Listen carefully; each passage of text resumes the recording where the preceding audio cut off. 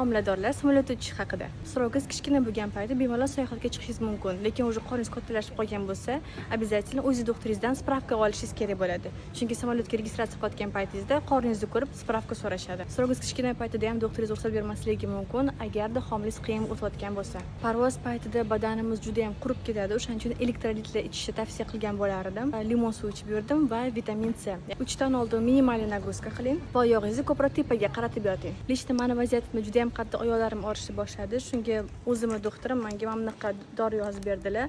Flibodiya 600. Bu venalaringizni mustahkamlaydi, lekin doktor yozmagan bo'lsa, menimcha ichish shart emas. Kompressionniy chulki yoki golfni обязательно kiyib oling, hattoki oyog'ingiz unaqa qattiq og'rimayotgan bo'lsa ham. Keyingisi yostiqlar. Oyog'imga tegan bunaqa удобно yostiq oldik.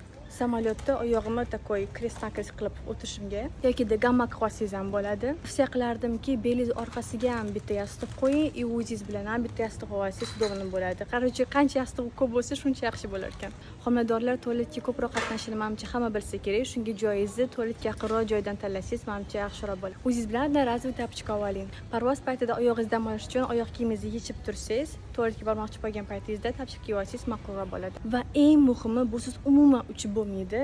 Bu g'amxo'r turmush o'rtog'ingiz. Samolyotda turbulensiya bo'lishi mumkin va yoningizda ishonchli insoningizz bo'lgandan keyin o'zi tinchlantirib turadi va o'zingizni xavfsizlikda his qilasiz.